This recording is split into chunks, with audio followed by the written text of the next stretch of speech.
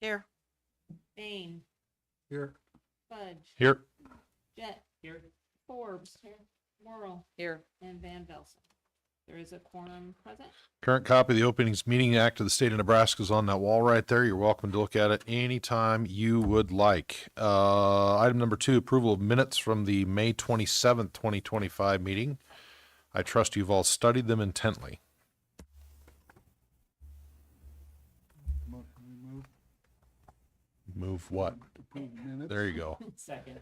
Motion by Bain, seconded by Jett to approve as presented. Any discussion on that motion? If not, Michelle, please, let's see if this works tonight.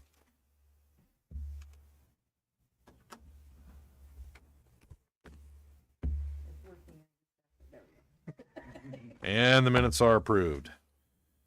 Okie dokie, we have a number of public hearings on deck tonight. The first of which is item number 3, public hearing discussion, consider action on a resolution regarding adoption of City of North Platte, Nebraska micro-TIF blight and substandard study. Danlex Property Group LLC is prepared by the City of North Platte. Purpose of this hearing is to obtain public comment on whether the real estate described should be declared substandard and blighted pursuant to the Nebraska Community Development Law, and for Planning Commission to forward a recommendation on to study the recommendation on the study to the North Platte City Council. The property is located at 1404 and 1420 Rodeo Road and described as Lot 2, Gary's replat, and lands inside part of the north half southwest quarter northeast quarter section 32-14-30 and part of the south half southwest quarter southeast quarter section 29-14-30 North Platte, Lincoln County, Nebraska, consisting of approximately 2.08 acres. Judy. Okay, we should have all received a copy of the review comments. Attached to that is the resolution, and then attached to that is the actual blight study that contains pictures and also some documentation on low to moderate income in the area. The City Planning Commission's responsibility in the blight and substandard determination study process is to take public comment on whether the real estate described should be declared blighted, substandard, and blighted as pursuant to Nebraska Community Development Law, and if the study is in conformance with the City of North Platte Comprehensive Plan. The following statements should be considered and confirmed. The property as presented in the study meets the requirements to be declared substandard. The property as presented in the study meets the requirements to be declared blighted. The factors necessary to declare the property blighted and substandard are sufficiently distributed to impact development across the entire site. And the development of this property to its full potential is in the best interest of the City of North Platte and entire region, and there are projects ready to develop in the area if they can meet financial goals of the developers. Nebraska State Statute 1821-033 regulates the percentage of city limits that may be declared blighted and substandard pursuant to Nebraska Community Development Law, and states a city of the first class shall not designate more than 35% of the city as blighted. Currently, the city limits of the City of North Platte contain 12,152.98 acres with 2,601.17 acres designated as blighted and substandard, or 21.4%. The proposed study will designate another 2.08 acres as blighted and substandard and will not increase the percentage designated as blighted and substandard. City of North Platte Comprehensive Plan, Chapter 4 sets out several goals, objectives, and action steps for housing in the community. Listed are objectives to creating sufficient housing stock, to provide safe choices and options for the community, mixed use, to redevelop underutilized land with a mix of land uses that encourage new housing options, workforce housing, which is creating alternative housing options such as senior, low to moderate income households. Housing alternatives provide incentives such as density bonuses, redevelopment of areas with substandard housing stock into affordable, safe housing, including housing programs that encourage construction of multifamily residential units, and keeping pace, prepare for future growth by extending city infrastructure to areas targeted for development. Planning staff recommends approval of the study and passage of the attached resolution. The study is in conformance with the North Platte, Nebraska Comprehensive Plan 2011, meets the requirements to be declared substandard and blighted. By declaring this area blight and substandard, the city remains below the 35% threshold, leaving acres available for future blight and substandard declaration. allowing the development of this property to the full potential is in the best interest of the city and the entire region.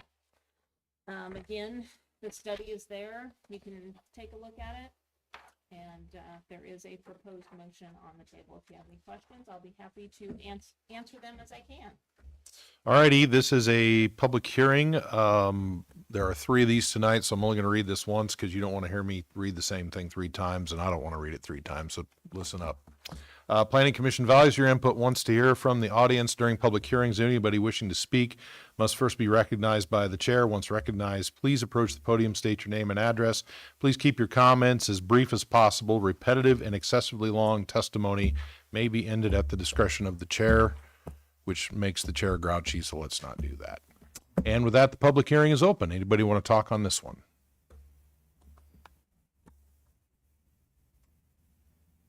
Go on up.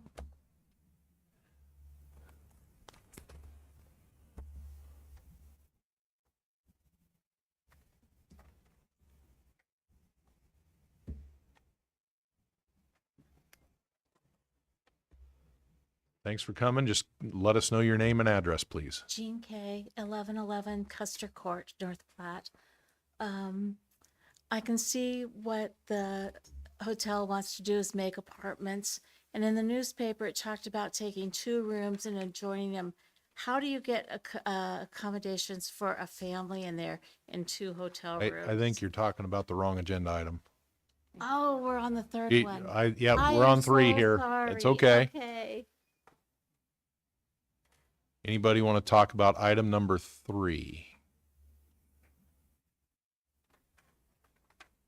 Going once. Going twice. Make a motion to close the public hearing. Second. Motion by Bain, seconded by Matthews to close the public hearing. Any discussion on that item? On that motion, I should say, not item. If not, Michelle, please. And the public hearing is now closed. We'll talk about this one up here now. Questions, comments? Judy's taking complaints tonight.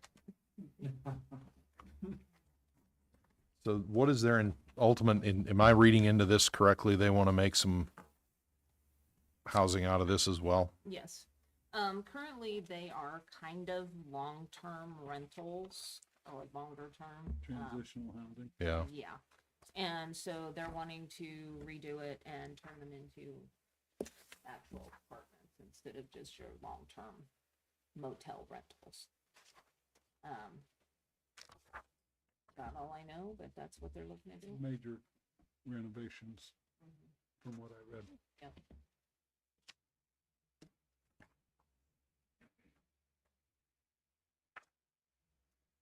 I move to approve the resolution and recommended adoption of the City of North Platte, Nebraska micro-tip blight and substandard study, Dan Lex Property Groups LLC, as prepared by the City of North Platte, located at 1404 and 1420 Rodeo Road, and approval of related actions. Motion by Bain, seconded by Jet to make a motion to approve this study. Any discussion on that motion? This looks like it needs a lot of work. Needed. Yeah. If not, Michelle, please.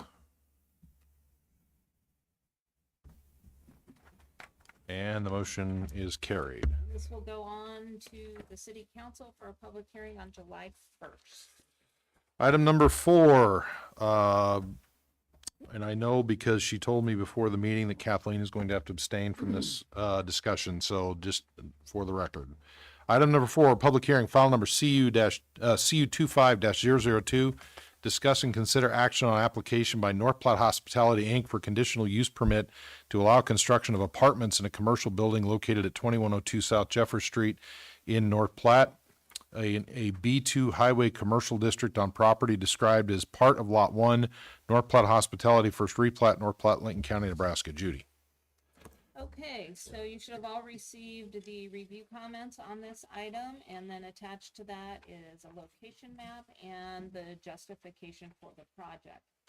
As stated, the applicant is requesting to utilize the existing structure to expedite viable housing and save costs. The proposed use will not increase traffic. In its current use as a motel, there is continual traffic to the area, and that should be maintained or even decreased with permanent residences. The community is in desperate need of viable housing. In the next 6 to 9 months, North Platte Hospitality, Inc. will provide a large number of housing units for the community in an all-inclusive type field that will be new and exciting for the area. It will both bolster community growth and help to satisfy an immediate need for housing. Planning staff has no objections to the conditional use. The property is currently used as a commercial site. Zoning does allow for dwellings within a commercial building if approved through a conditional use process.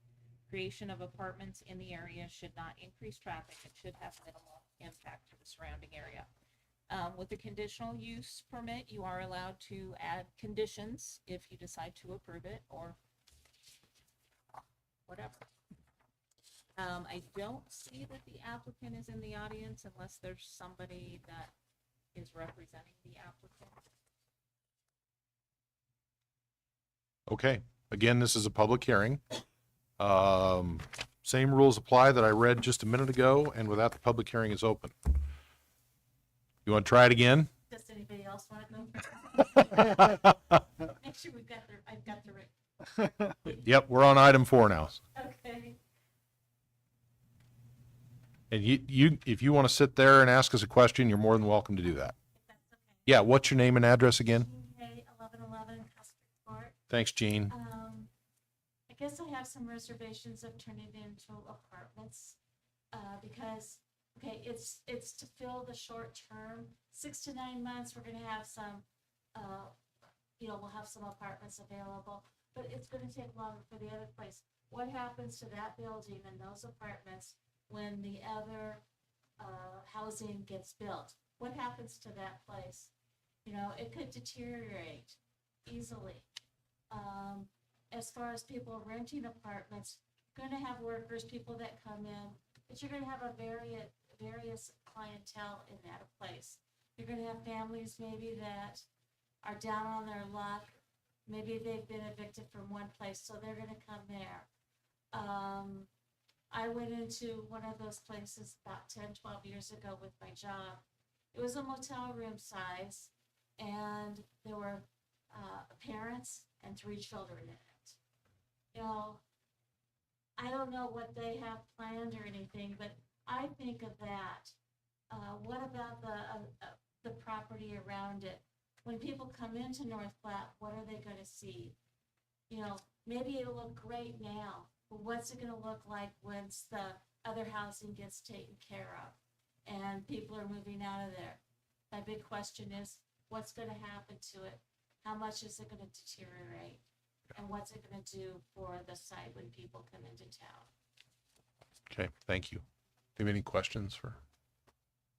Okay. Anybody else want to talk on this one? Come up, Pat.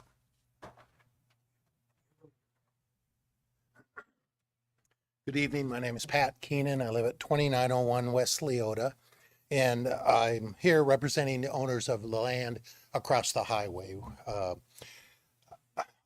I'm concerned about this project. Normally, I think that people should be able to do what they want to do with their property, but I'm concerned that this is the first impression that people get when they come to North Platte is that entranceway. We've, as a community, have done a really nice job, especially in the last 18 months, the whole mall area, everything's looking so good. This ownership group has not kept that property up real well. All if you do is get a cup of coffee and you'll see that if you're going through Starbucks. I'm concerned about what it will look like when it leaves from a hotel that at least has a franchise looking over it till it becomes housing. The other thing that really concerns me, just on a business thing, is for the good of the community, hotel hospitality is one of the best tax things there are.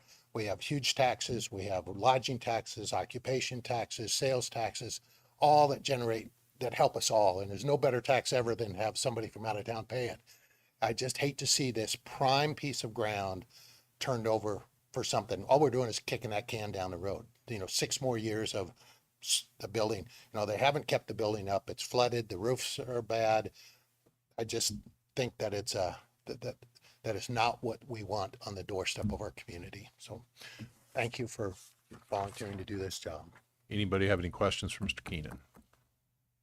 Anybody else? Come on up. Name and address, please. Cassandra Jara and 3 South Hayes. And I'm here representing the owner of the Fairfield Inn and Suites, so the building across the street. And I just kind of do want to give my opinion on it.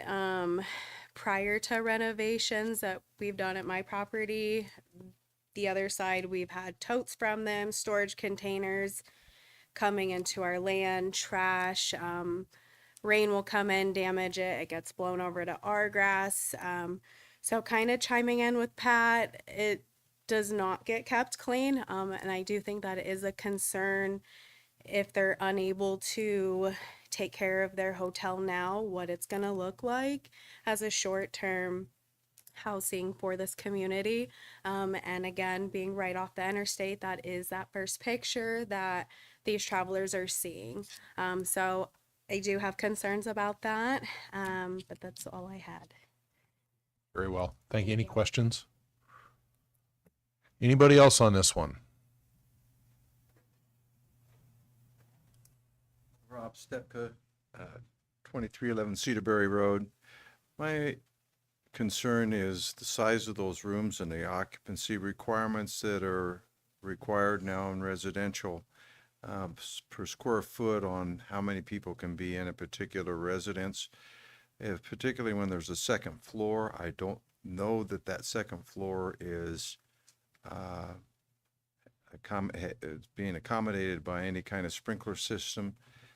To me, it could be a really, if it's done and they spend a lot of money, I guess it could be possible, but I would surely try to restrict that all avenues of escape can be provided to these tenants if they were in there, and also the accommodations for restrooms and meeting requirements of how many people can occupy a particular room per square foot, with the and also food preparation. I don't know if there would be food preparation in those areas, but those skills and effect that would have on the property too. Just my thought. Thank you, sir. Thank you for your time. Appreciate all serving. Anybody else want to visit on this one? Going once.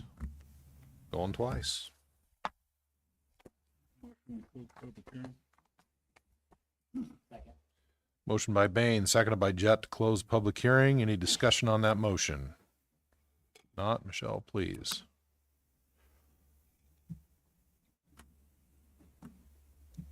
And the public hearing is now closed. We're going to talk about this one up here tonight.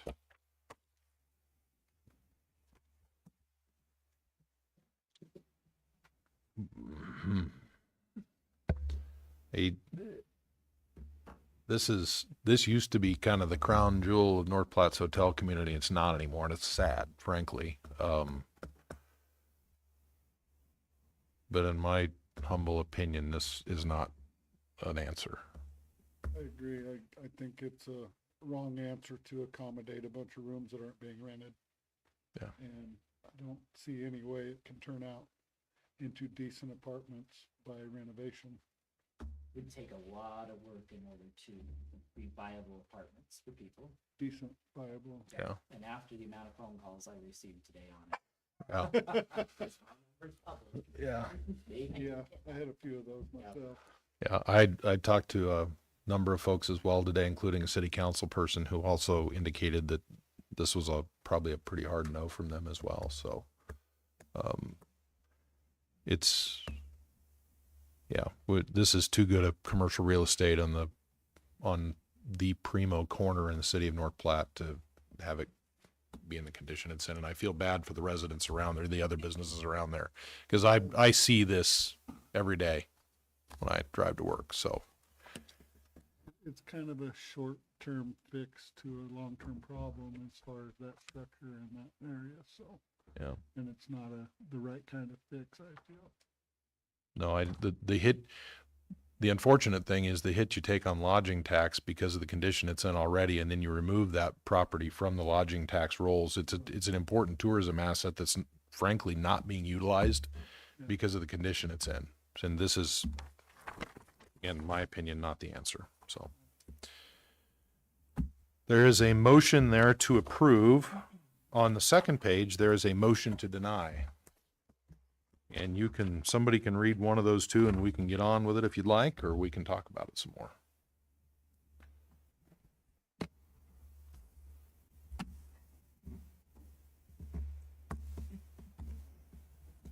I move that we find the request for a conditional use permit to allow construction of apartments in a commercial building located at 2102 South Jeffers Street does not meet the minimum standards stated in the North Platte Code of Ordinances, section 156.322, and deny the conditional use permit requested based on the following factual findings.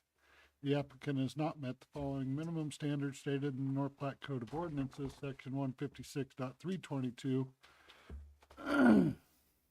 The requirements are on the first Yep. page under that first motion, so you can pick any of those five.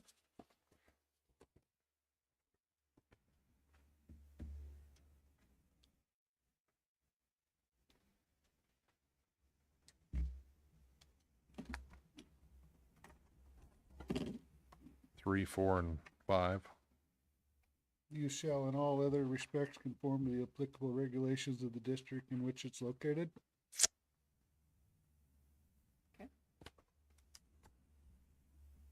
Is there a second to that motion? Second. Motion by Bain, seconded by Forbes to move to deny the conditional use permit. Any more discussion on this matter? If not, Michelle, please. So this is a motion to deny. So one denies. One denies. Yes. Okay. It's counterintuitive, but to vote for the motion, which is to deny, you would press number 1. Yeah. Are you clear on that? And Kathleen is abstaining. And the motion is denied. Okay, so this will still go on to city council because planning commission is a recommending body and it will go with a negative motion or a motion to deny. Appreciate everybody showing up to pass their input along. We appreciate hearing that. Item number 5. File number, it's also a public hearing, file number AM 25-005, discuss and consider action on an amendment to North Platte City Code of Ordinances, section 156.236 and section 156.237, changing sexually oriented businesses from a permitted use in I-1 light industrial to a conditional use in an I-1 light industrial. Okay, so you should have all received a copy of the review comments and then a copy of the proposed ordinance. We're not really changing anything other than to change it from a permitted use to a conditional use. So it's not really taking anything out, it's just giving planning commission and city council a little bit more say in where these things are located. Okay, this is also a public hearing, same rules apply. Anybody want to talk on this one? Public hearing's open. I didn't say that out loud, did I? The public hearing is open. Anybody want to talk on this one? Going once. Going twice. I'll make a motion, we close the public hearing. Second. Motion by Bain, seconded by Matthews from the bench. He's off it now. Any discussion on that motion to close the public hearing? If not, Michelle, please. And the motion to close the public hearing is approved. So we're going to talk about this one up here. We talked about this a little bit at the end of the May meeting. So essentially this gives the planning commission and therefore by extension the council more control over what goes on in these areas and where they go. Any questions on any of that? I move to make a recommendation to approve an amendment to the City of North Platte Code of Ordinances, deleting section 156.236 B19, permitted uses in an I-1 light industrial district, and adding section 156.237 F, conditional uses in an I-1 light industrial district. Is there a second? Second. Motion by Jett, seconded by Matthews to make a recommendation to approve the amendment. Any more discussion on that matter? Not? Michelle, please. And that recommendation is made. Item number 6, discussion amendments to the North Platte City Code of Ordinances regulating food trucks or food vendors. Okay, so this one, basically all you have here is just 2 examples, because that's all I could find at the present moment, of some, regulations regarding food trucks that Grand Island and the city of Fremont uses. I have been getting a few phone calls. There's been an uptick in the number of food trucks that are in North Platte. We look through our regulations. When people call in, I basically tell them you can't park on public property. Really, the only thing it says in the code that I can see is you can't park in the public street. So I got to looking at that a little bit, thinking maybe we should do something, especially to keep these vendors out of public parks or something like that, was kind of my thinking. Well, then I had gotten 2 phone calls from 2 local truck vendors who said, you know, you guys really need to think about regulating these because we're legitimate local food vendors. We've got our health inspections, you know, we do all this, that, and the other. And then some of these others that we've seen come in have no health inspections, you know, they just want kind of an equal playing field. So I don't know what your thoughts are. I don't know if you think it's something we should look into. I don't know who would be the department that would be enforcing it. I'm hoping it's not me. So we just wanted to take a look at it and see what you think, see if we should even bother with it. It's entirely up to you guys. Well, speaking from somebody who's done business with people who run food trucks for a living, there are legitimate food trucks and there are illegitimate, well, less legitimate food trucks. Well, and what I say when I say legitimate is they're licensed, they're permitted, they're inspected, and my personal opinion is we ought to be doing what we need to do as a community to ensure that those type of food vendors are permitted in our community, that are complying with state ordinance, state law, to be inspected and their quality is good and they pass inspections and the like, and try and limit the access that those who try and operate outside those boundaries have to our areas. That's one guy's opinion. Makes sense. I mean, I've seen some fun ones over the years. So, and they come and go and they're not all licensed and bonded and insured.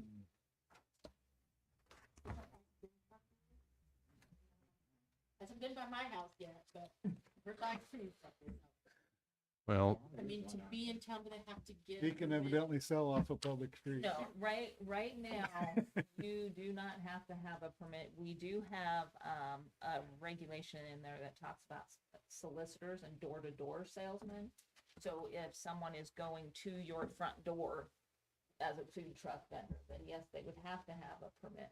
But if they just go park, you know, go to, I don't know, Wild Wings parking lot and say, hey, can I have permission to, or Wild Bill's and say, can I have permission to sit there? And they sit there. We don't have any checks and balances, you know, nothing. There's nothing. We're just expecting them to pay sales tax or whatever it is that they do. But there's nothing saying they can't do that. I would think you could do this very similarly to the way we permit carnivals in this town, which is to say, which I've also done, that they're licensed by the state of Nebraska. They come in, they fill out an application, pay a small fee so that we know who they are, where they're going to be, how long they're going to be there, and how to get a hold of them if there's a problem. And have the city of North Platte go inspect, the police department go inspect it, issue the permit, and call it a day. That would make sense. Something and we have something. Yes. I But- think the fish truck had their license displayed last week, but it's the first time I've ever seen it, actually. A state license. I was waiting for my fish, or whatever. Hanging outside on their truck that, I'm sure that one's licensed. Yeah. that I'd never seen before, so that I was. But certainly I think it's in our best interest as a city to make sure that these places are abiding by health standards that are set out by the state of Nebraska, which does have Yeah. a set of standards for these sorts of things, and that there should be a fairly easy permitting process through the police department, which is already used to handling these sorts of things with carnivals and the like. So Well, I will get with the city attorney. And Hi. we'll have to take a look at it and see, and if there's anything that you see in these codes that you really, really like, that you think we could implement, or let Zeta Ann know, or Bill, and we'll try to get something put together in the next month or two. So, I mean, certainly there'd be an excuse to have, designated spots or spaces inside city parks where these things in larger communities are encouraged and there's gathering spots for them. And that sometimes the food quality is really good. The arts in the park, there Yeah. was 3 or 4. Are they permitted anyway? They're in a public park. Right. So when they do the arts in the parks, they buy a booth like any other. Right. Okay. Well, that's what Chad was gonna do up there at Premier Rental up north of town. Yeah. In that back lot, he wanted to do a food truck type deal. Yeah. Something must have happened with this first one. Yeah. Could be. I don't know. Yeah, okay. But yeah, it makes sense to me to have something on the books on this. Okay. Item number 7, old business. Okay, so since, in my haste of changing the meeting and everything else that was going on, I neglected to, put the discussion of the RV parking, regulations on this agenda, which I said I would do, so I'm taking full responsibility for that. I totally There it forgot is. about it.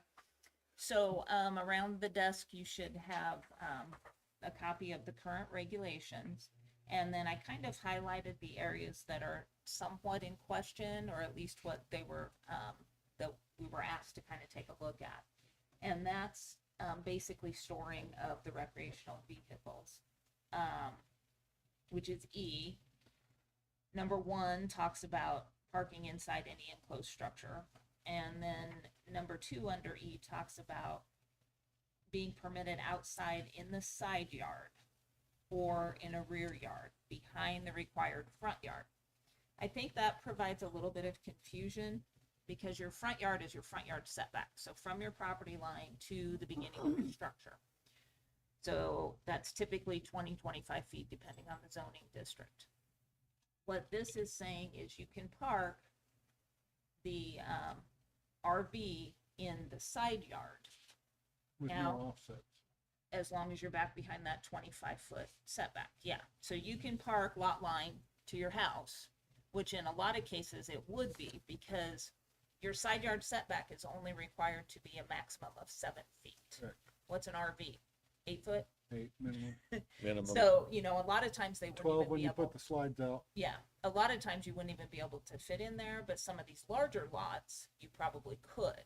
But that puts it at really close quarters. So I think there may be a little bit, I don't know if that's what the intent was or the intent wasn't.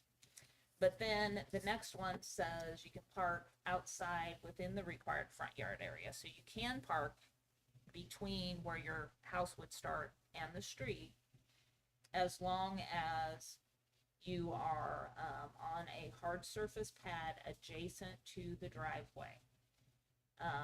Some discussion there was saying adjacent to an existing driveway, which you look at that a little bit, well, what if it's a new build? Then the driveway isn't really existing, so I don't know what you guys think about that one. And whether you even really want it in that front yard setback area, or whether you just say, look, recreational vehicles, backyard, or not. Either that or we apply an offset or like we have the side yard at 7 feet. I think there should have to be a distance. Like an offset, they can't be on the lot line. There has to be a distance off of that lot line. Like the offset. Well, and some properties don't have access to their backyard. Right. They don't have alleys. Right. So, You would have to be able to, which you can a lot of times do a curb cut, so you could do a curb cut to get to your backyard if there was enough space that but you that's could the do problem. that. I Yeah. think it should have to follow and still have the side yard setback off of that, not. In Right other up to words, the if lot you're gonna line. park it on the lot line, you need that 7-foot extension of the setback. So if there was a large lot and you had a 15-foot setback, you're saying. You would have room could- for it against your house and still have 7 feet. 7 feet between, okay, Correct. okay. Because then that would account for the next neighbor over to have 7 to 15 feet, Then you would have 15 feet between that and the next house, 14 feet, right? yeah. if it was only 7 feet on the other side of the lot line. I just think that would help instead of somebody, you have 7 foot and 7 foot, and somebody's taking up their whole 7 foot offset with an RV. Blocking light. Which Blocking is it, everything, right. and if the Yeah. generator kicks on, if this kicks on, it's right there. Do you think we should put it, at this may be getting really too technical, do you think you should put anything, because it says storing of RV. Should you say you don't store your RV with your slide outs out? Well, That's, yeah, Or if is it's that being getting too- stored, no, I think if it's being stored, there's no reasons for slide outs. to I be done. agree. They're, if the slide outs are out, they're using it or cleaning it. Period. And if they're cleaning it, it might as well be out front.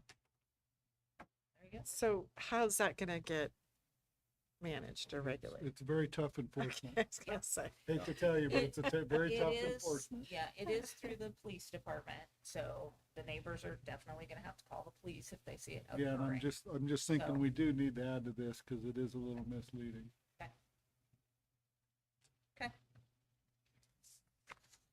That's the only way we're gonna be able to allow a side yard is to make them, no, Make them meet an offset. Yeah, I agree. Otherwise, basically, they're gonna be right on top of their neighbor's property, and that's not fair to the neighbor, frankly. Right. So, okay. I like it. Okay, I will try and, myself, along with the attorney's office, will try to make up a, ordinance for that and bring it back next time. Zeta was writing, She was writing as we're Can I going. just ask, will it require a solid surface? it already does It require already stuff. Yeah. But, It already requires it. So if they're not on one right now, they're already out of compliance. So yes, it requires a solid surface. okay, but what's considered a solid surface? Well, parking is permitted outside within the required front yard area on a driveway or hard surface pad adjacent. The way I read that is concrete. Not long. not what? That's certainly not, No, and not chipped rock, not crushed maybe we need concrete. maybe we need to add concrete to define solid surface in section 3. Yeah. Because my reading of that Solid says surface is solid surface, chipped rock is not. it's not solid. It can move. Concrete. Concrete or asphalt. Or asphalt. black Yeah, asphalt. concrete or asphalt or other. Professionally installed asphalt. Yeah, because I've seen some really lousy applications of asphalt in my time. All right, item number 8, any new business for the good of the order? No, I don't think so. Item number 9 is adjournment. Can you sign that? Be happy to.